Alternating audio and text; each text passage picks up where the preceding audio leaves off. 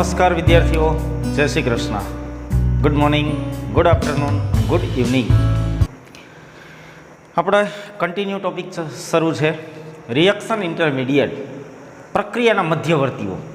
અલગ અલગ પ્રક્રિયાના મધ્યવર્તીઓ વિશે આપણે ચર્ચા કરી રહ્યા છીએ, એની સ્ટેબિલિટીને સમજી રહ્યા છીએ. એનાથી પ્રક્રિયાનો વે આપણને ધ્યાનમાં આવશે. તો પેલો ઇન્ટરમીડિયેટ કાર્બોકેટાયન, એને આપણે પૂર્ણ કર્યો. એ ક્યારે ક્યારે સ્ટેબલ હોય, ક્યારે અનસ્ટેબલ બને છે, એની ચર્ચાઓ આપણે લાસ્ટ લેક્ચરની અંદર જોઈ ગયા. આજે રિએક્શન ઇન્ટરમીડિયેટની અંદર બે પ્રકારના ઇન્ટરમીડિયેટનો અભ્યાસ કરશું. ફ્રી રેડિકલ, સેકન્ડ નંબરનો રિએક્શન ઇન્ટરમીડિયેટ કોણ છે? તો કે ફ્રી રેડિકલ. ફ્રી રેડિકલ ક્યારે બને છે? Free radical. ફ્રી રેડિકલ એટલે શું? ચાલો સૌથી પહેલાં એને જરા જોઈ લઈએ. ફ્રી રેડિકલ તો કે સામાન્ય રીતે, દાખલા તરીકે આવું કોઈ આપણી પાસે સંયોજન છે, આની અંદર રહેલા કાર્બન હાઇડ્રોજન કોવેલેન્ટ બોન્ડ છે, એનું હોમોલિટિક ફ્યુઝન થાય. હોમોલિટિક ફ્યુઝન મતલબ સમવિભાજન થાય. અને સમવિભાજન ક્યારે થાય? તો કે એની 4-5 કન્ડિશનો મેં તમને કીધી હતી કે એને શોર્ટમાં યાદ રાખજો. એક તો આ બંનેની વિદ્યુત ઋણતામાં માઇનર ડિફરન્ટ હોય અથવા તો ઇક્વલ હોય, ત્યારે આ બંધ છે એનું સમવિભાજન થાય. જો આવો મોટો ડિફરન્ટ હોય કે અહીંયા કાર્બન સાથે ક્લોરીન જોડાયેલો હોય તો કાર્બન કરતાં ક્લોરીનની વિદ્યુત ઋણતા ખૂબ ઊંચી છે, એટલે આ બંને ઇલેક્ટ્રોન લઈને અહીંથી ક્લોરીન દૂર થાય તો આ કાર્બોકેટાયન બને. પણ જ્યારે સહસંયોજકથી જોડાયેલા બંને પરમાણુઓ છે એની વિદ્યુત ઋણતામાં બહુ માઇનર ડિફરન્ટ હોય, ત્યારે હોમોલિટિક ફ્યુઝન થાય.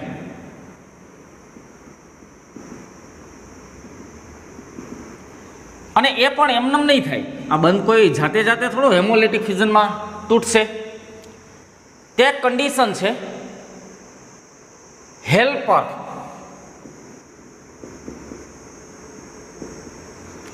મતલબ હીટ, ઇલેક્ટ્રિસિટી, લાઇટ, પછી તો કે એવી અલગ અલગ પ્રકારની 5 કન્ડિશનની અંદર આ બંધનું સમવિભાજન થાય. એ 5 કન્ડિશનને આપણે હેલ્પરના નામથી ઓળખતા હતા, જેમાં H એટલે કોઈ પ્રક્રિયામાં હીટ આપેલી હોય અથવા લાઇટ આપેલી હોય, ઇલેક્ટ્રિસિટી એટલે વિદ્યુત આપેલ હોય, L એટલે લાઇટ આપેલ હોય, P મતલબ કોઈ પેરોક્સાઇડ આપેલો હોય, R મતલબ કોઈ બીજો રેડિકલ આપેલો હોય, ફ્રી રેડિકલ. તો આવી 5 કન્ડિશનની અંદર આ પ્રકારે હોમોલિટિક ફ્યુઝન થઈ અને આ પ્રકારે કાર્બોકેટાયન ફ્રી રેડિકલ બનશે. આને કહેવામાં આવે છે ફ્રી રેડિકલ. એટલે ફ્રી રેડિકલ આ 5 કન્ડિશનમાં જ્યારે હોમોલિટિક ફ્યુઝન થાય ત્યારે ફ્રી રેડિકલ છે એ ઉત્પન્ન થાય. ચાલો આટલી વાત ક્લિયર છે. તો અહીંયા જે આ ફ્રી રેડિકલ ઉત્પન્ન થયા એને હું આમ લખું CH3 ડોટ, તો આને કહેવાય મિથાઇલ મુક્ત મૂલક. નામ શું પડશે? મિથાઇલ મુક્ત મૂલક. એ જ રીતે આમ હોય CH3CH2 ડોટ, તો આને કહેવાય ઇથાઇલ મુક્ત મૂલક. એ જ રીતે દાખલા તરીકે આમ હોય CH3CH3 ડોટ, જો અહીંયા હોય તો એને કહેવાય પ્રોપાઇલ મુક્ત મૂલક, પણ વચ્ચે છે એટલે એને શું કહેવું? આઇસોપ્રોપાઇલ મુક્ત મૂલક. આમ મુક્ત મૂલકના અલગ અલગ નામ આપવામાં આવે છે. દાખલા તરીકે આને કહેવાય આ બેન્ઝીન, આના ઉપર CH2 ડોટ હોય તો આને કહેવાય બેન્ઝાઇલ મુક્ત મૂલક. આનું નામ શું લખા છે? બેન્ઝાઇલ ફ્રી રેડિકલ, બેન્ઝાઇલ મુક્ત મૂલક. એ જ રીતે CH ડોટ, CH ડબલ બંધ CH2, CH2 dot, CH double બંધ CH2, વિનાઇલ ગ્રુપ કહેતા હતા. વિનાઇલ કાર્બોકેટાયન જો અહીંયા ધન હોય તો અહીંયા ફ્રી રેડિકલ છે તો આને કહેવાય એલાઇલ, વિનાઇલ નહીં પણ શું આવશે? એલાઇલ મુક્ત મૂલક. એ જ રીતે Ca211CH હોય તો આને કહેવાય વિનાઇલ મુક્ત મૂલક. પછી તો કે આ પ્રકારના મુક્ત મૂલકો પણ હોય.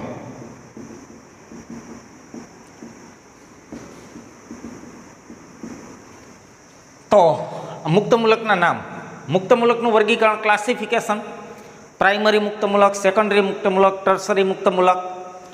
મુક્ત મૂલક એટલે ડોટ ધરાવતો કાર્બન જો અન્ય એક સાથે જોડાયેલો હોય તો એને પ્રાઇમરી કહેવાય. ડોટ ધરાવતો કાર્બન અન્ય બે સાથે જોડાયેલો હોય તો એને દ્વિતીયક કહેવાય. મુક્ત મૂલકવાળો કાર્બન અન્ય 3 કાર્બન સાથે જોડાયેલો હોય તો એને શું કહેવું? તૃતીયક. તો આ રીતે મુક્ત મૂલકોનું નામકરણ અને આ રીતે મુક્ત મૂલકોનું વર્ગીકરણ છે એ કરવામાં આવે છે. Primary, secondary, tertiary. ચાલો આટલી વાત પોઝ કરીને નોટ કરો કે મુક્ત મૂલકો કયા કયા પ્રકારે ઉત્પન્ન થાય. તો કે હેલ્પર કન્ડિશનની અંદર જ્યારે હોમોલિટિક ફ્યુઝન થાય કોઈ સહસંયોજક બંધનું ત્યારે મુક્ત મૂલક ઉત્પન્ન થાય. મુક્ત મૂલકના નામ આવી રીતે આપવામાં આવે છે અને એનું વર્ગીકરણ પ્રાઇમરી, સેકન્ડરી અને ટર્સરીમાં કરવામાં આવે છે. ચાલો હવે અહીંયા જે મુક્ત મૂલક છે એના થોડા કેરેક્ટરિસ્ટિક જોઈએ, લાક્ષણિકતા, કે મુક્ત મૂલકો કયા કયા પ્રકારની લાક્ષણિકતા ધરાવે. તો સૌથી પહેલાં અહીંયા જુઓ, અહીંયા આ મુક્ત મૂલકવાળો કાર્બન છે એમાં 2, 2 4, 2 6 અને 1 7. કેટલા ઇલેક્ટ્રોન છે? 7 ઇલેક્ટ્રોન. મતલબ ઓડ નંબર ઓફ એકી ઇલેક્ટ્રોનની સંખ્યા ધરાવે છે. એકી ઇલેક્ટ્રોન સંખ્યા. સામાન્ય રીતે કોઈ પણ પરમાણુની અંદર 8 ઇલેક્ટ્રોન પોતાની કક્ષકની અંદર થાય આ પ્રકારની એની વર્તુળક હોય, પણ આની કક્ષામાં 7 ઇલેક્ટ્રોન છે એટલે આ પણ કાર્બોકેટાઇનની જેમ જ ઇલેક્ટ્રોન ઉણપ ધરાવતી સ્પીસીઝ છે. ઇલેક્ટ્રોનની ઉણપ ધરાવતી સ્પીસી છે. ઇલેક્ટ્રોન ડેફિશિયન્ટ સ્પીસી તરીકે આને ઓળખવામાં આવે છે. નંબર 2, હવે સાંભળજો, આ ઇલેક્ટ્રોનની ઉણપ ધરાવે છે એટલે આને કોના પ્રત્યે આકર્ષણ થાય? જ્યાં ઇલેક્ટ્રોન હશે એના પ્રત્યે. એટલે આ ઇલેક્ટ્રોન અનુરાગી પ્રક્રિયક છે. ઇલેક્ટ્રોન અનુરાગી પ્રક્રિયક તરીકે આ વર્તે છે. પણ ત્રીજી વાત મહત્વની છે કે આ સ્પીસીઝ ઉપર કેન્દ્રાનુરાગી નું આક્રમણ થાય. એટલે બે આમ તો એક સિક્કાની બે બાજુ છે. આને ઇલેક્ટ્રોનની ઉણપ છે એટલે આ ઇલેક્ટ્રોન અનુરાગી છે. તો સામે જે ઇલેક્ટ્રોનથી ભરપૂર રહેશે આવો એને આ ઇલેક્ટ્રોન ડેફિશિયન્ટ પીસી દેખાય એટલે આના ઉપર આ આક્રમણ કરશે. ધ્યાનમાં આવે છે? એટલે આ પોતે ઇલેક્ટ્રોન અનુરાગી તરીકે વર્તે છે. આના ઉપર એટેક કોણ કરે? તો કે કેન્દ્રાનુરાગી. એટલે આના ઉપર એટેક કોણ કરશે? કેન્દ્રાનુરાગી પ્રક્રિયક છે આના ઉપર એટેક કરી શકે છે. જો કોઈ બીજો ઇલેક્ટ્રોન અનુરાગી આવે E+, તો એનો એટેક આના ઉપર થઈ શકતો નથી. ક્લિયર છે? ઓકે. આનો શેપ અને હાઇબ્રિડાઇઝેશન, ચાલો આનો આકાર કેવો? તો કે તો હાઇબ્રિડાઇઝેશન ઉપરથી ખબર પડશે. સંકરણ. નંબર 4, ચોથો મુદ્દો, સંકરણ. તો સંકરણ કેવી રીતે શોધવામાં આવે? તો કે ઝેડ બરાબર sigma bond plus lone pair. Sigma bond અને લોન પેરની સંખ્યા એનો સરવાળો, એટલે એને પણ આપણે ઝેડ કહી શકીએ. જો ઝેડ 4 મળે તો સંકરણ sp3, જો ઝેડ 3 મળે તો sp2 અને ઝેડ 2 મળે તો sp સંકરણ કહી શકાય. હવે અહીંયા ગણો તો કે સિગ્મા બોન્ડ 3 છે, લોન પેર તો કે આ લોન પેર નથી, આ તો એકી છે એટલે એને 0.5 કહી શકાય. તો 3.5, આનો ઝેડ કેટલો મળ્યો? 3.5. તો 3.5 એટલે તો કે કા એનું સંકરણ sp2 થાય અને કા એનું સંકરણ sp3 થાય. તો આનું સંકરણ sp2 છે કે sp3? કેવું થાય? sp3 ગણશું કે sp2?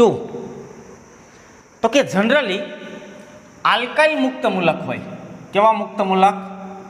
આલ્કાઇલ મુક્ત મૂલક. તો એનું સંકરણ sp2 ગણવામાં આવે છે. અને જો Cl3C,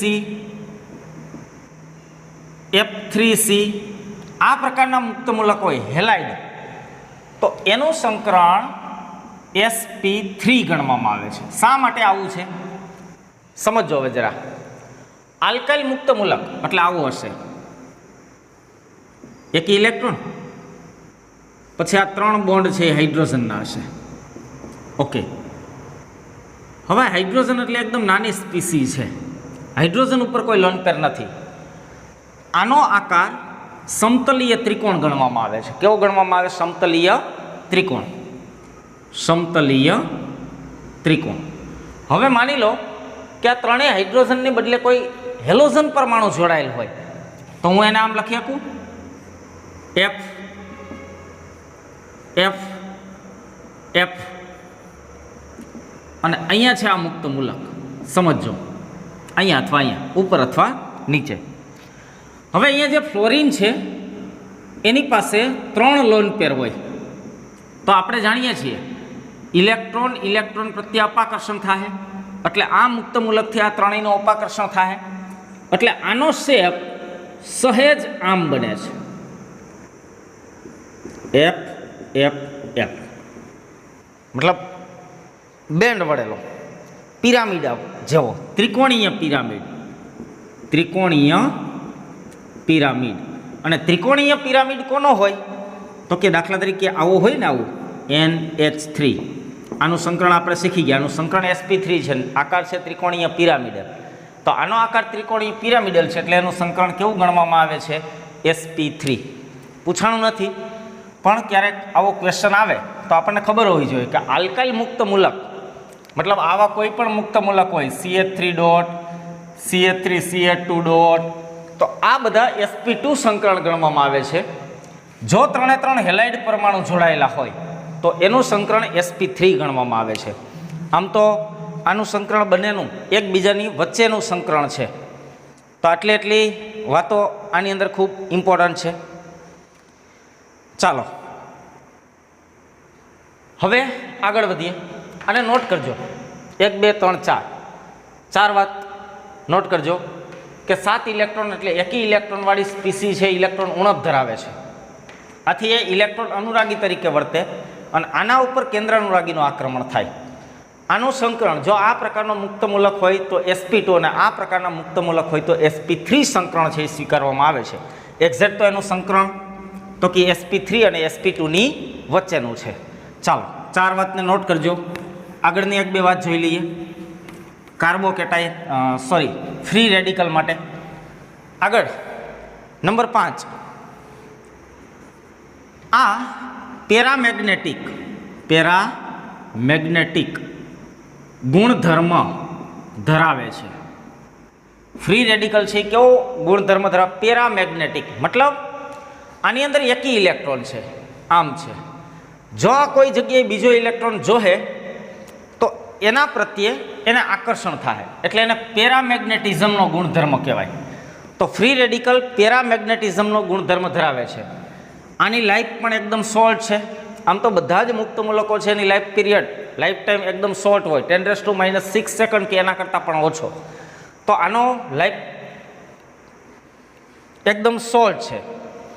હવે જો 2 મુક્ત મૂલકો ભેગા થાય, દાખલા તરીકે Cl ડોટ અને Cl ડોટ, તો આવો Cl2 સ્થાયી અણુ બને. એ જ રીતે H ડોટ તો H2 બનશે. ચાલો ક્લિયર છે. એટલે 2 મુક્ત મૂલક જોડાય અને આવી સ્ટેબલ સ્પીસી છે એ બનાવે છે.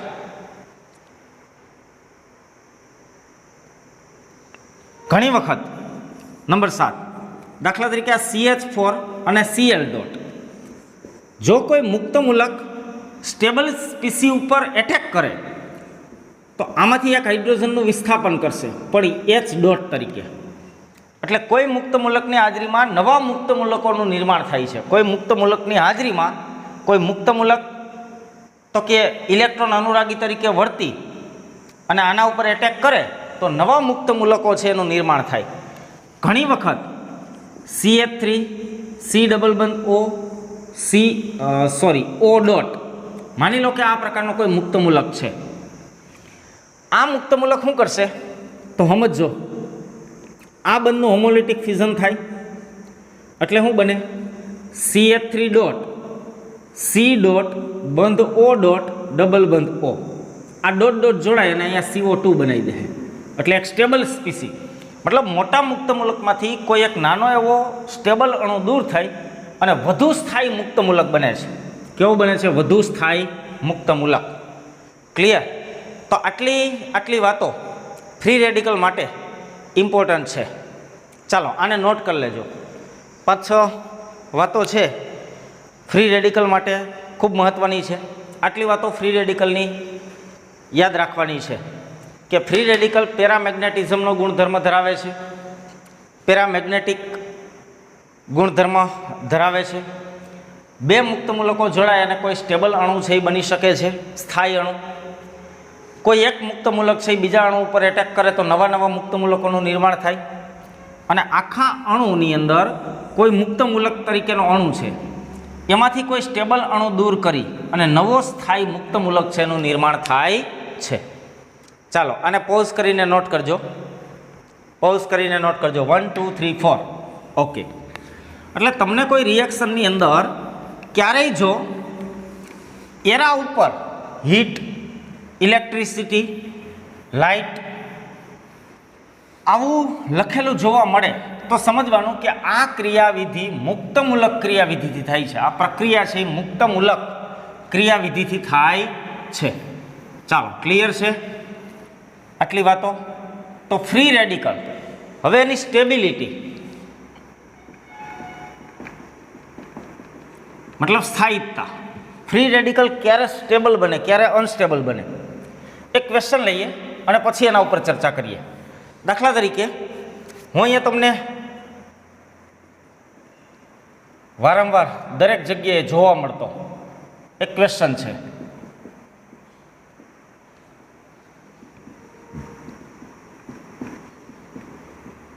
માની લો કે આ 4 સંયોજનો છે અને તમને એમ કે આમાંથી કયો મુક્ત મૂલક વધારેમાં વધુ સ્ટેબલ છે. આપણે જાણીએ છીએ કે જે કાર્બન ઉપર મુક્ત મૂલક રહેલો છે એ કાર્બનની અંદર 7 ઇલેક્ટ્રોન છે, એટલે ઇલેક્ટ્રોનની ઉણપ છે. જો એને કોઈ બાજુવાળા ઇલેક્ટ્રોન આપવાવાળા હશે તો એને સ્ટેબલ બનાવશે. આપણે જાણીએ છીએ કે આની સાથે આલ્કાઇલ ગ્રુપ મિથાઇલ સમૂહ જોડાયેલ છે. મિથાઇલ ઇલેક્ટ્રોન દાતા છે એટલે આ બાજુથી ઇલેક્ટ્રોન મળશે, આ બાજુથી ઇલેક્ટ્રોન મળશે. મતલબ અહીંયા 3 તરફથી આને ઇલેક્ટ્રોન આપવાવાળા છે, આમાં 2 તરફથી ઇલેક્ટ્રોન આપવાવાળા છે, આમાં 1 તરફથી ને આમાં ક્યાંયથી ઇલેક્ટ્રોન મળતા નથી. તો આને જો મેક્ઝિમમ ઇલેક્ટ્રોન મળે એ મેક્ઝિમમ સ્ટેબલ બનશે. એટલે આની સ્ટેબિલિટીનો ક્રમ આ મુજબ આપી શકાય.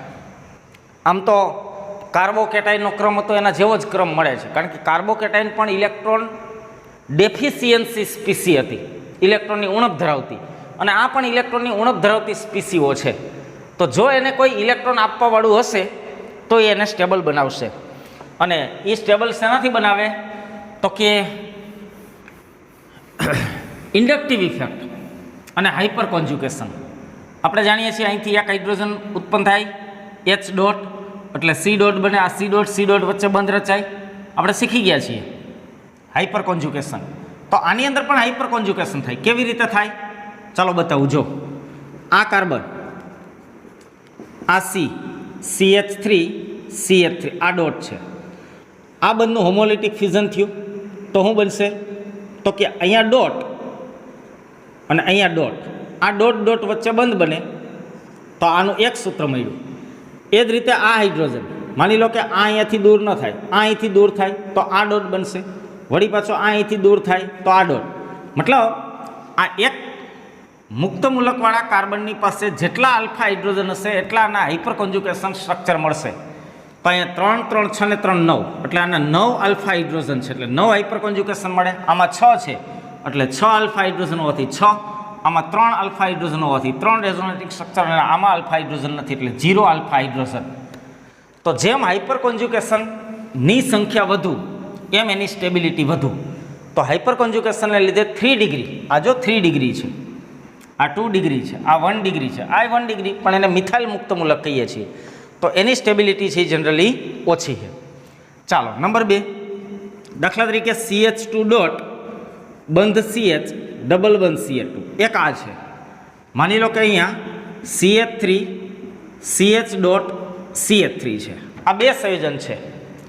એલાઇલ મુક્ત મૂલક ને આઇઝોપ્રોપાઇલ મુક્ત મૂલક, આ બેની સ્ટેબિલિટી પૂછે, આ બંનેની સ્ટેબિલિટી કે તો આમાંથી કોની સ્ટેબિલિટી વધુ થાય, કોની સ્ટેબિલિટી ઓછી થાય? તો બહુ સિમ્પલ છે. જો પાઈ બંધ સિગ્મા ફ્રી રેડિકલ, પાઈ બોન્ડ સિગ્મા ફ્રી રેડિકલ, એટલે અહીંયા કોન્જ્યુકેશન છે. કોન્જ્યુકેશન હોવાથી આ બંધ અહીંયા આવશે, અથવા આનું હોમોલિટિક ફ્યુઝન થાય. માની લો કે આના ઉપર ડોટ આવશે, આ ડોટ ડોટ બંધ બનાવશે, આના ઉપર ડોટ આવશે, એટલે આના બે રેઝોનેટિંગ સ્ટ્રક્ચર મળે. મતલબ આમાં રેઝોનન્સ થાય છે. અહીંયા આગળ તો કે અહીં આ બાજુ આલ્ફા હાઇડ્રોજન છે, આ બાજુ આલ્ફા હાઇડ્રોજન છે, એટલે અહીંયા હાઇપર કોન્જ્યુગેશન થાય છે. તો હાઇપર કોન્જ્યુગેશન થાય એનું સ્ટેબિલિટી વધુ કે રેઝોનન્સ? તો એ ક્રમ આપણને ખબર છે. સૌથી પહેલાં શું આવતું હતું? ઇન્ડક્ટિવ, એના પછી એનાથી વધારે હાઇપર કોન્જ્યુગેશન, અને એનાથી વધુ રેઝોનન્સ. અને રેઝોનન્સ ક્યાં જોવા મળશે? મેઝોમેરિક ઇફેક્ટ હશે ત્યાં. તો હાઇપર કોન્જ્યુગેશન કરતાં રેઝોનન્સ અને મોર સ્ટેબલ બનાવે છે. ચાલો, ક્લિયર થઈ છે એટલી વાત? ઓકે, માની લો કે તમારી પાસે આ સંયોજન છે CH2 ડોટ CH ડબલ બંધ CH2, અને એક આવું સ્ટ્રક્ચર છે CH2 ડોટ. એલાઇલ મુક્ત મૂલક અને બેન્ઝાઇલ મુક્ત મૂલક છે. તો મેં કીધું એમ કે અહીંયા હોમોલિટિક ફ્યુઝન થઈ અને આમાં રેઝોનન્સ થાય. અહીંયા પણ આ પાઈબંધ સિગ્મા ફ્રી રેડિકલ, એટલે અહીંયા પણ કોન્જ્યુગેશન છે. એટલે સૌથી પહેલાં શું થાય? આનું હોમોલિટિક ફ્યુઝન થઈ ડોટ અહીંયા આવશે, અહીંયા બાય પણ વધશે.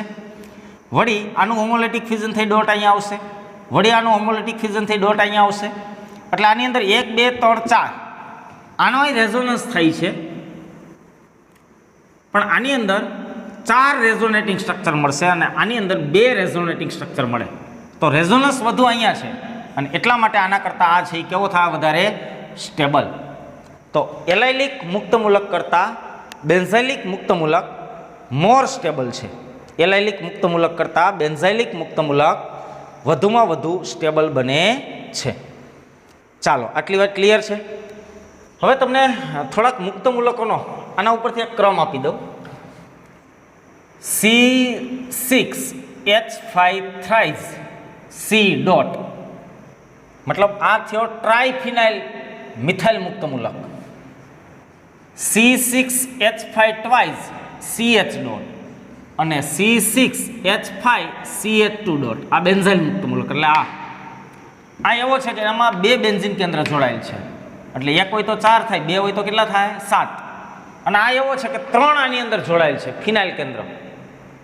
તો આના 10 રેઝોનેટિંગ સ્ટ્રક્ચર થાય, આના 7 થાય, આના 4 થાય. તો 4 કરતાં 7 ને 7 કરતાં 10 વાળો વધારે સ્ટેબલ. એના પછી આવે છે CH2 ડોટ CH ડબલ બંધ CH2, પછી આવે છે CH3 થ્રાઇઝ C dot, CH3 twice CH dot, પછી આવશે CH3 CH ડોટ CH3, પછી આવશે CH3 CH2 ડોટ, અને લાસ્ટમાં આવશે CH3 ડોટ. તો આ મુક્ત મૂલકનો સ્ટેબિલિટી ક્રમ છે. આ કોણ છે? તો કે આવો છે ટ્રાયફિનાઇલ.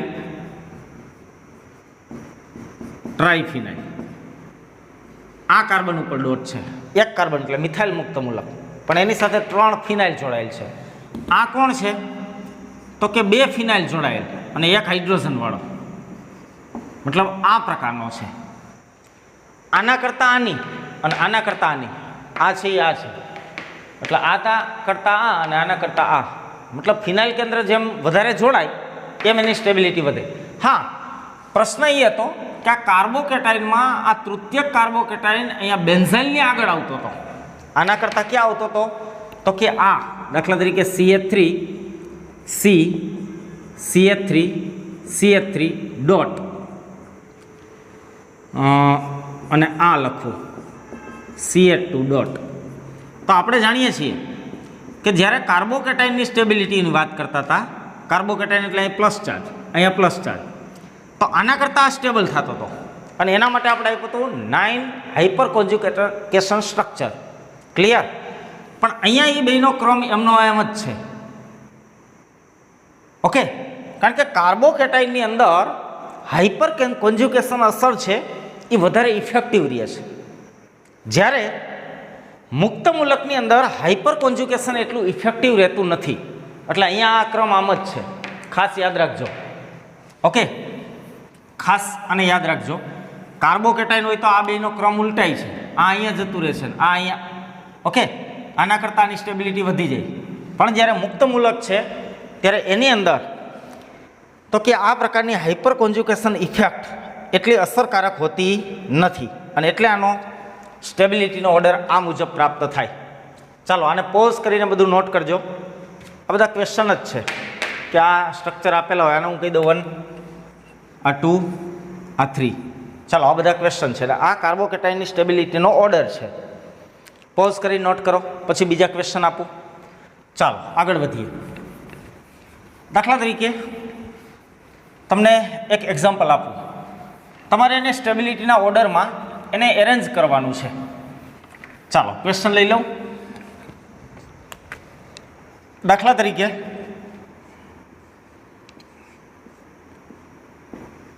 આ મુક્ત મૂલક છે એક,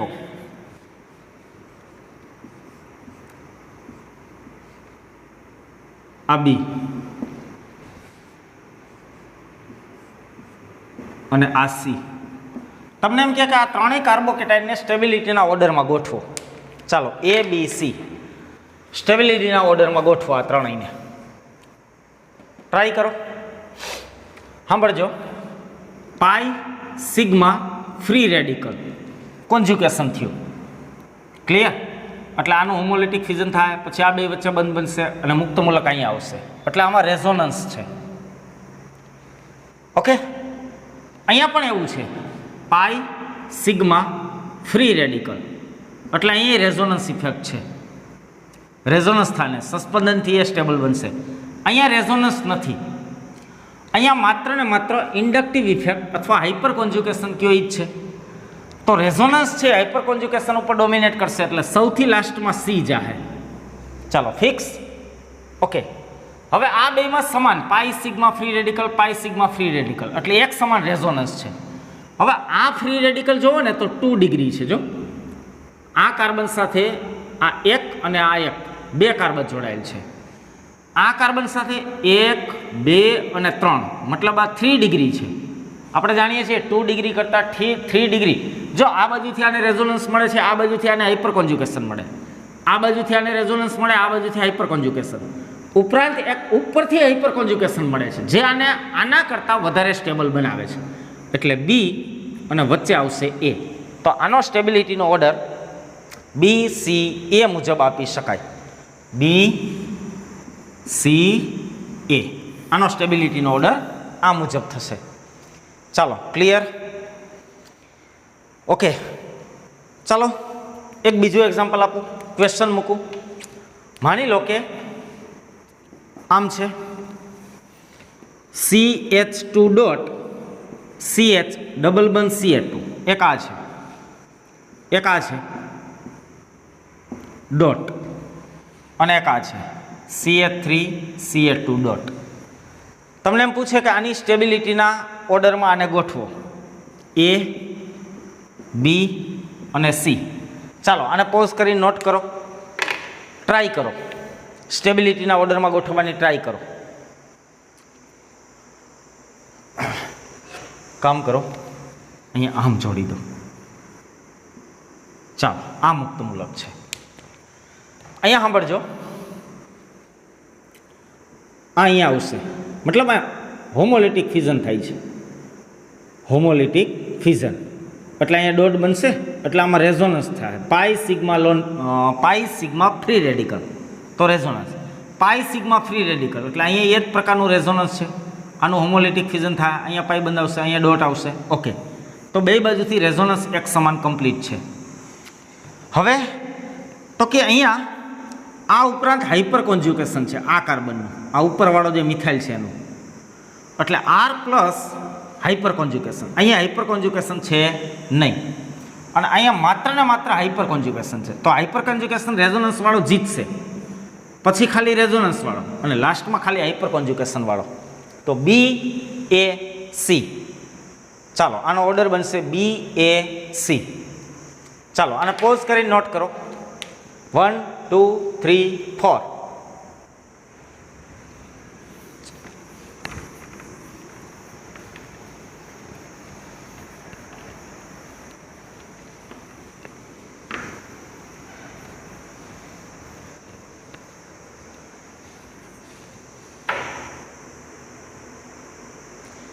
ચાલો એક છેલ્લો ક્વેશ્ચન આપું એટલે વધારે સ્પષ્ટ થાય. દાખલા તરીકે અલગ અલગ પ્રકારના મુક્ત મૂલકો અહીંયા લઈ લઈએ. માની લો કે એક આ છે બેન્ઝાઇલ મુક્ત મૂલક, આને કહી દઉં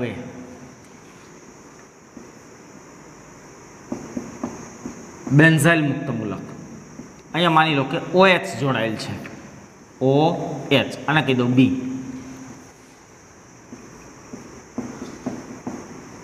CH2 બેન્ઝાઇલ મુક્ત મૂલક જ છે પણ અહીંયા OCH3 જોડાયેલ છે.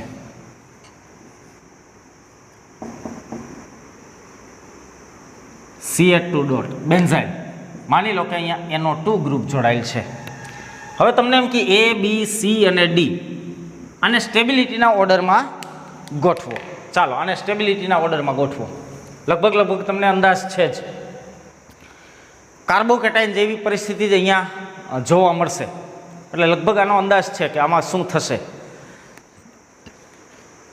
ચાલો સમજો, અહીંયા એકદમ નેચરલ બેન્ઝાઇલ મુક્ત મૂલક છે. અહીંયા બેન્ઝાઇલ મુક્ત મૂલક છે, આ કાર્બનની ઇલેક્ટ્રોનની ઉણપ છે, એની સાથે અહીંયા બેન્ઝીન તો છે જ, લોન પેર સિગ્મા પાઈ, મતલબ અહીંયા કોન્જ્યુકેશનમાં OH ગ્રુપ પ્લસ M અસર ધરાવતો આ ગોઠવાયેલ છે. એટલે આને ઇલેક્ટ્રોન આપશે કઈ પ્લસ એમથી. અહીંયા આપણે જાણીએ છીએ અહીંયા આ પ્લસ એમથી આને ઇલેક્ટ્રોન આપે છે. આ તો કે NO2 ગ્રુપ છે, NO2 ગ્રુપ આના ઇલેક્ટ્રોન આકર્ષે માઇનસ એમથી, મેઝોમેરિક ઇફેક્ટ ઉત્પન્ન કરે. Clear? Minus M, minus mesomeric. એટલે આમ તો સૌથી લીસ્ટ સ્ટેબલ આ બની જાય, કારણ કે મેઝોમેરિક એક તો આને ઇલેક્ટ્રોનની ઉણપ છે ને એની પાસેથી વળી આ ઇલેક્ટ્રોન ખેંચે છે, એટલે સૌથી લીસ્ટ સ્ટેબલ આ થાય. એટલે D સૌથી લાસ્ટમાં જતો રહીએ. ચાલો હવે આ બેયમાં પ્લસ M અસરથી ઇલેક્ટ્રોન આપવામાં આવે છે એટલે આને સ્ટેબલ બનાવશે. અહીંયા કોઈ આપવાવાળું નથી એટલે આને કોઈ સ્ટેબલ બનાવવાવાળું છે નહીં, પણ અનસ્ટેબલ બનાવવાવાળું નથી, એટલે આના પછી A આવશે. હવે B અને C બેયમાં પ્લસ M ઇફેક્ટથી ફિનાઇલ કેન્દ્રને ઇલેક્ટ્રોન આપવામાં આવે છે. તો વધારે પ્લસ M અસર કોની હોય? તો કે OR કરતાં OHની. એટલે આને વધારે ઇલેક્ટ્રોન આપશે અને સૌથી મોર સ્ટેબલ બનાવશે. એટલે આગળ આવશે B અને વચ્ચે આવશે C. તો આનો સ્ટેબિલિટીનો ઓર્ડર આ મુજબ છે એ થશે. ચાલો ક્લિયર છે આટલી વાત? આનો સ્ટેબિલિટી ઓર્ડર ઓકે. તો આ છે ફ્રી રેડિકલ અને ફ્રી રેડિકલની સ્ટેબિલિટી, ફ્રી રેડિકલની સ્ટેબિલિટી. ચાલો તો બીજા પ્રકારનો ઇન્ટરમીડિયેટ, પહેલો હતો કાર્બોકેટાયન, બીજો હતો ફ્રી રેડિકલ. નંબર 3 ત્રીજો લઈએ કાર્બ એનાયન. ત્રીજો ઇન્ટરમીડિયેટ કોણ છે? Carb anion. Ion anion carb anion मतलब कार्बन ऊपर नेगेटिव चार्ज अथवा तो लोन पेर होय. क्यारे आवुं थशे? कार्बन ऊपर नेगेटिव चार्ज अथवा लोन पेर क्यारे आवे? कार्बोकेटाइन उत्पन्न क्यारे थाय? जोजो दाखला तरीके आ कार्बन H H H, मानो के अहीं एनी साथे कोई Y जोड़ायेलो छे. Electronegativity of carbon is greater than Y. Y करता कार्बन से मोर इलेक्ट्रोनेगेटिव है, मतलब अँ कोई धातु साथे जोड़ायेल हशे જનરલી ગ્રિગ્નાર્ડ પ્રક્રિયક આવશે ત્યારે આ પ્રકારની અસર જોવા મળશે. ગ્રિગ્નાર્ડ પ્રક્રિયકમાં અહીંયા Mg ધાતુ જોડાયેલું હોય, ધાતુ છે એ ઇલેક્ટ્રોન દાતા હોય, એટલે અહીંયા શું કરશે તો કે આ બંધના બંને ઇલેક્ટ્રોન કાર્બન સ્વીકારશે. હવે કાર્બન સ્વીકારશે તો શું થાય ભાઈ, તો કે આ કાર્બન છે બંધના બંને ઇલેક્ટ્રોન સ્વીકારે એટલે કાર્બન નેગેટિવ બને અને Y પોઝિટિવ બનશે. તો આ જે બન્યું એને કહેવાય કાર્બ એનઆયન, અને શું કહેવાય કાર્બ એનઆયન. પછી એવા અલગ અલગ કાર્બ એનાયન મળે. દાખલા તરીકે CH3 માઇનસ હોય તો methyl carbanion, CH3CH2 minus હોય તો ethyl carb cation, CH3CH minus CH3 હોય તો આઇઝોપ્રોપાઇલ કાર્બ એનાયન. રેડી? આવી રીતે એને નામ આપવામાં આવે છે. CH3C, CH3 માઇનસ હોય તો તૃતીયક બ્યુટાઇલ કાર્બ એનાયન કહેવાય. તો આમ કાર્બ એનાયનના પણ કાર્બ કેટાયન અને ફ્રી રેડિકલની જેમ અલગ અલગ નામ છે એ આપવામાં આવે છે. ચાલો, એટલે હવે એના નામ આવડશે. કાર્બ કેટાયન લખતા એની જગ્યાએ કાર્બ એનાયન લખશું. કાર્બ કેટાયનની જેમ ફ્રી રેડિકલની જેમ કાર્બ એનાયન, એટલે આના નામ આવડશે. બહુ સિમ્પલ વાત છે. આની કેરેક્ટરિસ્ટિક થોડી જોઈ લઈએ. કાર્બ કેટાયનથી એક્ઝેક્ટ ઓપોઝિટ છે. સૌથી પહેલી વાત કે આ કાર્બન ઉપર કેટલા ઇલેક્ટ્રોન છે જોવો જી ભાઈ, તો કે આ 1 2 3 4 5 6 6 ને 2 8, એટલે 8 ઇલેક્ટ્રોન ધરાવતી સ્પીસી છે. મતલબ ઇલેક્ટ્રોન રીચ સ્પીસીસ છે, ઇલેક્ટ્રોનથી ધનવાન, ઇલેક્ટ્રોન રીચ. મતલબ આ છે એ ન્યુક્લિયોફાઇલ તરીકે વર્તશે. કોના તરીકે વર્તે? ન્યુક્લિયોફાઇલ. કારણ કે આની પાસે 8 ઇલેક્ટ્રોન છે અને આ લોન પેરના છે, એટલે આ ઇઝીલી કોકને ડોનેટ કરશે. આ કોકના ઉપર ન્યુક્લિયોફાઇલ તરીકે વર્તે, એટલે એ કોના ઉપર એટેક કરશે? ઇલેક્ટ્રોફાઇલ. એટલે આના ઉપર એટેક કોણ કરે, અથવા આ કોના ઉપર એટેક કરે? ઇલેક્ટ્રોફાઇલ. મતલબ જ્યારે કાર્બ એનાયન બને ત્યારે એના ઉપર ઇલેક્ટ્રોન અનુરાગીનું આક્રમણ સરળ બને. કારણ કે આ પોતે ન્યુક્લિયોફાઇલ છે, કેન્દ્રાનુરાગી છે. કેવો છે? કેન્દ્રાનુરાગી. તો કેન્દ્રાનુરાગી પ્રત્યે આકર્ષણ કોનું ઇઝી હોય? ઇલેક્ટ્રોન અનુરાગીનું. સમજાય છે? આ પોતે કેન્દ્રાનુરાગી છે, એટલે આના ઉપર એટેક કોણ કરશે? ઇલેક્ટ્રોન અનુરાગી.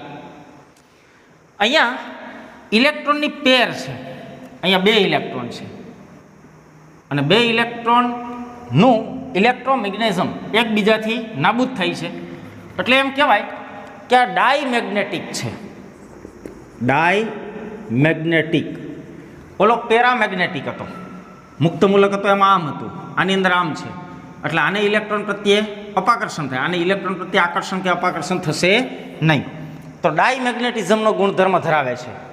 આલ્ડોલ સંગઠન, કેનિઝારો વગેરે જેવી પ્રક્રિયાઓની અંદર આ મુક્ત મૂલક જોવા મળશે. આલ્ડોલ, પછી કેનિઝારો, આવી રિએક્શનો છે એની અંદર કાર્બ એનાયનનું મહત્વ રહેલું છે. ચાલો, તો કાર્બ એનાયન માટે કાર્બ એનાયનનું સંકરણ ચાલો કહું, સાંભળજો. આ કાર્બન છે એને 3 તો બંધ બનાવેલા છે, સમજો. H 3 સિગ્મા બોન્ડ છે. આની પાસે એક લોન પેર છે. આ લોન પેર બોન્ડ પેરને અપા કરશે VSEPR સિદ્ધાંત મુજબ. લોન પેરનું બોન્ડ પેર વચ્ચેનું અપાકર્ષણ વધારે હોય, એટલે બોન્ડ પેર નજીક આવશે. ટ્રાયેન્ગ્યુલર, ત્રિકોણીય પિરામિડલ આકાર જોવા મળશે આનો, ત્રિકોણીય પિરામિડલ. અને આનું સંકરણ છે એ sp3 થશે, એક્ઝેક્ટલી sp3. 1 2 3 4, પણ આ ચોથું છે એ લોન પેર તરીકે રહેલ છે. Z3 પ્લસ 1 લોન પેર એટલે 4, આનો Z4 મળે છે, એટલે આનું સંકરણ કેવું થાય? sp3. અને આકાર છે એ ત્રિકોણીય પિરામિડલ આકાર છે. કેવો બનશે? ત્રિકોણીય પિરામિડલ. ચાલો પોઝ કરીને નોટ કરો કાર્બ એનાયન માટેની સામાન્ય માહિતી. આ ઇલેક્ટ્રોનથી રીચ સ્પીસી છે, ઇલેક્ટ્રોન સભર છે અને ઇલેક્ટ્રોનની જરૂર જ નથી. તો કાર્બ એનાયનની સ્ટેબિલિટી, આને કોણ સ્ટેબલ બનાવે? સ્ટેબિલિટી. તો આપણે જાણીએ છીએ કે આની પાસે તો ઇલેક્ટ્રોન ભરપૂર છે. આમ કહીએ ને, આ લોન પેરમાં 2 ઇલેક્ટ્રોન છે, H અને H. આ ઇલેક્ટ્રોન આને નેગેટિવ ચાર્જ આપે છે. તો આ ઇલેક્ટ્રોન સ્વીકારવાવાળો આની સાથે જોડાય, ઇલેક્ટ્રોન સ્વીકારનાર અને સ્થાયી બનાવે. ઇલેક્ટ્રોન સ્વીકારનાર છે ત્યાં કાર્બ એનાયનને સ્થાયી બનાવે. ઇલેક્ટ્રોન આપવાવાળા હોય તો એ કાર્બ એનાયનને અસ્થાયી બનાવશે. દાખલા તરીકે ચાલો ક્વેશ્ચન આપું. દાખલા તરીકે CH3C CH3 તૃતીયક butyl carbanion, CH3CH CH3 isopropyl carbanion, CH3CH2 minus ethyl carbanion, CH3 minus methyl carbanion. ચાલો આની સ્ટેબિલિટી કેવી હોય? તો આના ઉપર નેગેટિવ ચાર્જ છે, જો ભાઈ, અને આને 3 બાજુથી પ્લસ આઈ અસર દ્વારા ઇલેક્ટ્રોન આપે છે. એક તો એની પાસે ઓલરેડી ઇલેક્ટ્રોન છે, પોતે અનસ્ટેબલ છે, માથે વજન ઉપાડી શકાય એમ નથી, અને 3 બાજુથી વધારાનું વજન એના ઉપર નાખે છે. એટલે આ સૌથી લીસ્ટ સ્ટેબલ, મતલબ ઇલેક્ટ્રોન દાતા સમૂહ અને અનસ્ટેબલ બનાવે છે. અહીંયા કોઈ આપવાવાળો નથી. એટલે આના ઉપર જેટલો નેગેટિવ ચાર્જ છે એટલો જ હશે. આને એક બાજુથી તો ઇલેક્ટ્રોન મળે છે ને, એટલે આના નેગેટિવ ચાર્જની અંદર શું કરે છે? વધારો. તો જેમ નેગેટિવ ચાર્જ વધશે એમ આની સ્ટેબિલિટી ઘટશે. એટલે એક્ઝેક્ટ કાર્બો એનાયન કરતાનો વિરુદ્ધ પ્રકારનો ટ્રેન્ડ છે એ જોવા મળે. જે વસ્તુ કાર્બો કેટાયનને સ્ટેબલ બનાવશે એ જ વસ્તુ કાર્બો એનાયનને અનસ્ટેબલ બનાવશે. એટલે આ સૌથી લીસ્ટ સ્ટેબલ. કાર્બો કેટાયન સૌથી સ્ટેબલ હતો, કારણ કે પોઝિટિવ ચાર્જ હતો, 3 બાજુ હાઇપર કોન્જ્યુગેશન. હા, યસ, અહીંયા હાઇપર કોન્જ્યુગેશન તો જોવા જ નહીં મળે. અહીંયા હાઇપર કોન્જ્યુગેશન શા માટે? દાખલા તરીકે માની લો કે આના ઉપર આ નેગેટિવ ચાર્જ છે, મતલબ ઇલેક્ટ્રોન છે. હવે અહીંયા હાઇપર કોન્જ્યુગેશન થાય કેવું? આ 2 ઇલેક્ટ્રોન લઈ અને અહીંથી હાઇડ્રોજન દૂર થાય તો આ ઇલેક્ટ્રોન અહીંયા આવે ને. પણ આપણે જાણીએ છીએ કાર્બન કરતાં હાઇડ્રોજનની ઇલેક્ટ્રોન નેગેટિવિટી ઓછી છે, એટલે ક્યારેય આ બંને ઇલેક્ટ્રોન હાઇડ્રોજન લઈને અહીંથી જાહે નહીં. એટલે આવી રીતે આનું હાઇપર કોન્જ્યુગેશન છે એ શક્ય બનતું નથી. ક્લિયર? એટલે માત્ર ઇન્ડક્ટિવ ઇફેક્ટ આવે, હાઇપર કોન્જ્યુગેશન તો જોવા જ નહીં મળે. આની અંદર હાઇપર કોન્જ્યુગેશન આવશે નહીં. તો આવી રીતે કયો કાર્બોકેટાયન ક્યારે સ્ટેબલ ક્યારે અનસ્ટેબલ બને? એ જ રીતે દાખલા તરીકે માની લો કે તમને આ કાર્બોકેટાયન આપું, CH3 negative, CH3 negative, CH3 negative. આની સ્ટેબિલિટીનો ઓર્ડર નક્કી કરવો હોય તો બહુ સિમ્પલ છે. આ કાર્બન કે જેના ઉપર નેગેટિવ ચાર્જ છે એને 3 બાજુથી ઇલેક્ટ્રોન આપે છે, અહીંયા 2 બાજુથી ઇલેક્ટ્રોન આપવાવાળો છે, અહીંયા એક જ બાજુથી ઇલેક્ટ્રોન. તો એક બાજુથી આપે એને સૌથી સ્ટેબલ બનાવશે, 2 બાજુથી આવે એને અનસ્ટેબલ, અને 3 બાજુથી આવે એ સૌથી લીસ્ટ અનસ્ટેબલ. ક્લિયર? તો સૌથી ઓછામાં ઓછી સ્થાયિકતા તૃતીયકની આ 3 ડિગ્રી છે, આ 2 ડિગ્રી છે ને આ 1 ડિગ્રી છે. એટલે કાર્બોકેટાયનની અંદર 3 ડિગ્રીની સ્ટેબિલિટી વધુ હતી, 1 ડિગ્રીની ઓછી. કાર્બો એનાયનમાં એનાથી એક્ઝેક્ટ ઓપોઝિટ છે, 1 ડિગ્રીની સૌથી વધુ, આમ તો મિથાઇલની સૌથી વધુ, એનાથી 1 ડિગ્રી, અને 3 ડિગ્રી સૌથી લીસ્ટ સ્ટેબલ છે. ક્લિયર છે? ઓકે, ચાલો એક બીજો ક્વેશ્ચન આપું. જો આમાં થોડું કન્ફ્યુઝન આવશે. દાખલા તરીકે CH2 માઇનસ બંધ CH ડબલ બંધ CH2, એક આ છે એ, CH3 માઇનસ એક આ છે, CH2 માઇનસ એક આ છે. ABC ને સ્ટેબિલિટીના ઓર્ડરમાં ગોઠવો. Pi sigma lone pair, negative charge એટલે લોન પેર ને, એટલે અહીંયા બનશે રેઝોનન્સ. કોન્જ્યુકેશન છે એટલે રેઝોનન્સ મળશે. અહીંયા પ્લસ આઈ ઇફેક્ટ આ બાજુથી અને પ્લસ આઈ ઇફેક્ટ આ બાજુથી, અને પ્લસ આઈ ઇફેક્ટ એને અનસ્ટેબલ બનાવે. અહીંયા એક જ તરફથી પ્લસ આઈ ઇફેક્ટ છે, તો સૌથી સ્ટેબલ તો રેઝોનન્સ બનાવશે, એટલે એ આવશે. 2 બાજુથી પ્લસ આઈ અસર એને વધુ અનસ્ટેબલ બનાવે, એક બાજુથી પ્લસ આઈ અસર એને સ્ટેબલ બનાવે. મતલબ પ્લસ આઈ અસર તો એને અનસ્ટેબલ જ બનાવે, પણ 2 બાજુથી મળે એના કરતાં એક બાજુથી મળતી હોય તો ઓછી મળે છે. એટલે એ પછી સી અને લાસ્ટમાં આવશે બી. તો આનો સ્ટેબિલિટીનો ઓર્ડર આ મુજબ છે, એ ગોઠવી શકાય. ચાલો, ક્લિયર છે? ઓકે, એક સરસ આ ક્વેશ્ચનને પોઝ કરો, નોટ કરો, પછી એક સરસ મજાનો ક્વેશ્ચન આપું.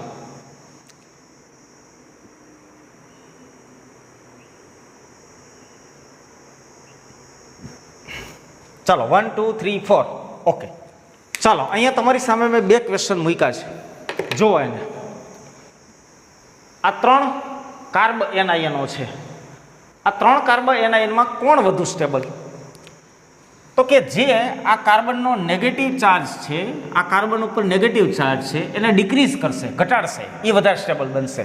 હવે સમજો, જેના ઉપર નેગેટિવ ચાર્જ છે એની બાજુમાં જોડાયેલ sp3, sp2 અને sp સંકૃત કાર્બનો છે.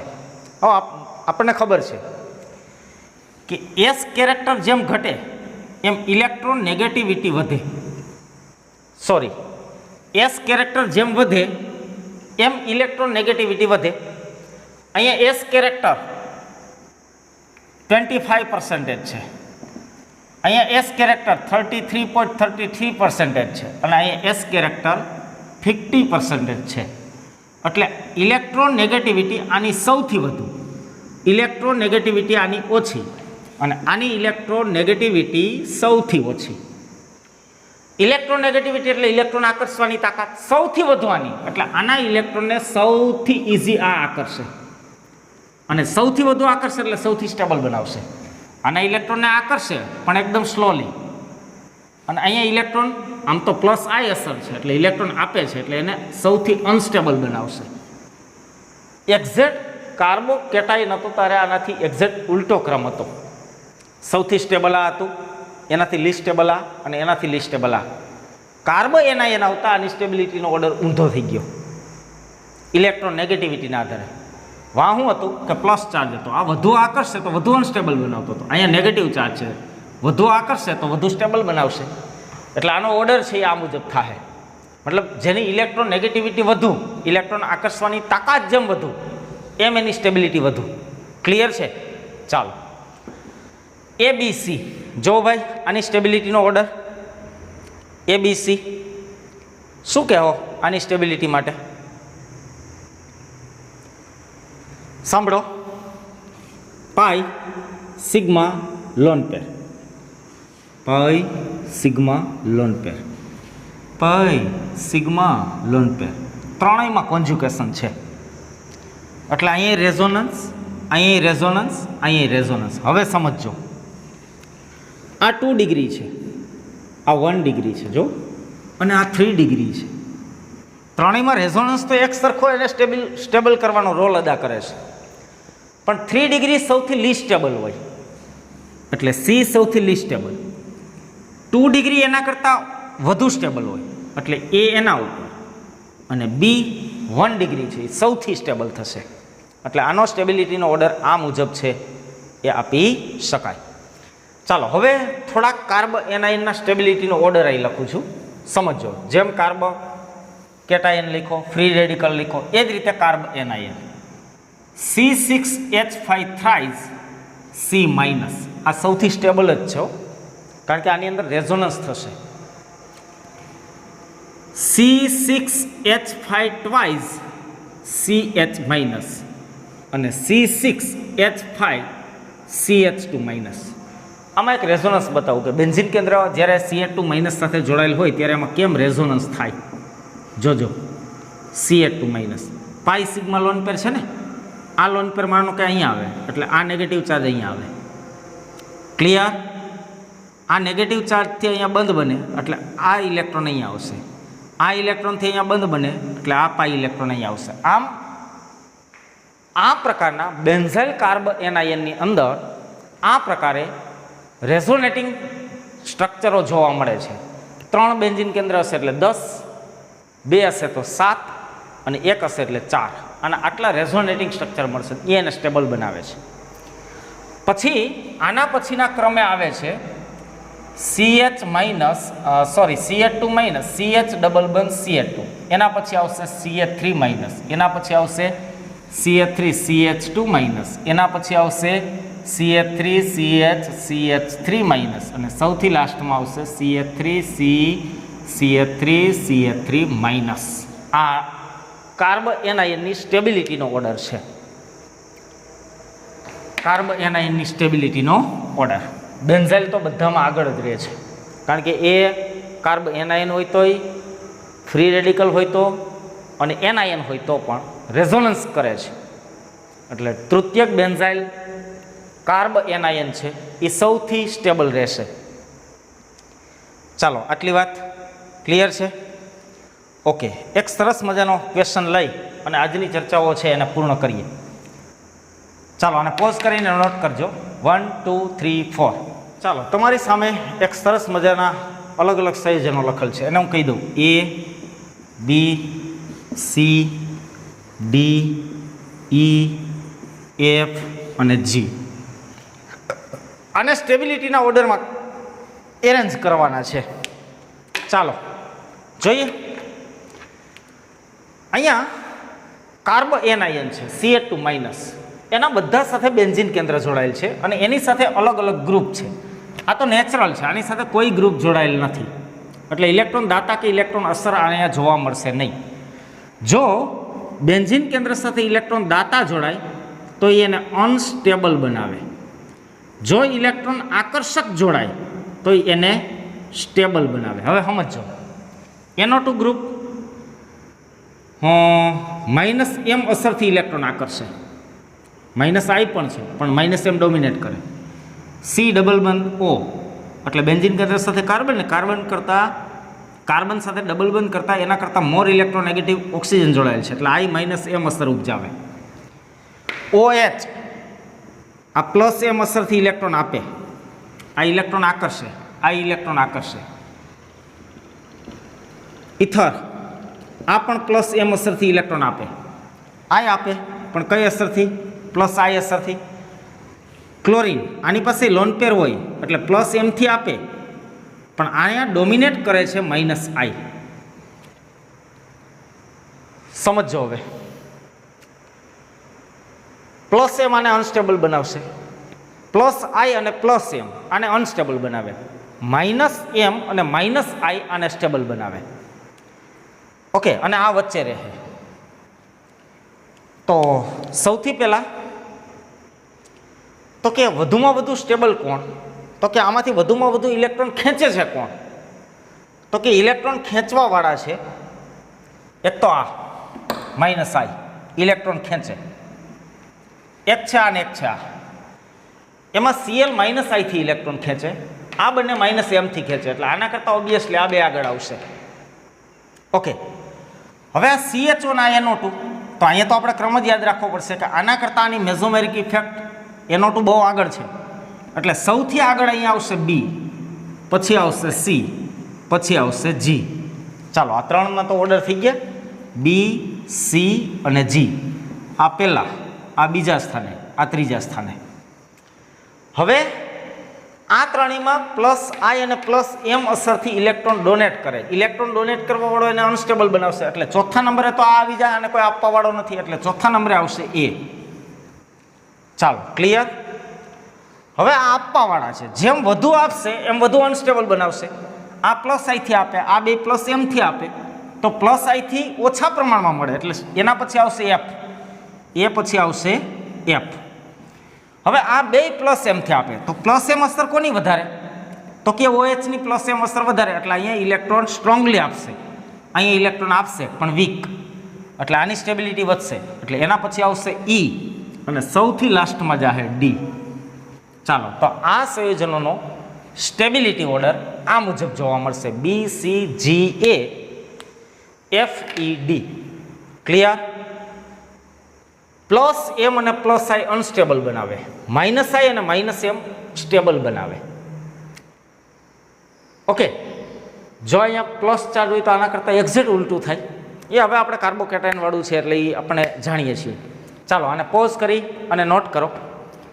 બસ, તો કાર્બ એનાયન એને અહીંયા આપણે પૂર્ણ કરીએ. એટલે આજે બે પ્રકારના રિએક્શન ઇન્ટરમીડિયેટ મધ્યવર્તીઓ જોયા: ફ્રી રેડિકલ અને કાર્બ એનાયન. હવે એકાદ બે નાના નાના ટોપિકવાળા છે એને જોવાના છે ને પછી રિએક્શન ઇન્ટરમીડિયેટ છે ને આપણે અહીંયા પૂર્ણ કરશું. આવી જ રીતે ભણતા રહો, ખુશ રહો. All the very best.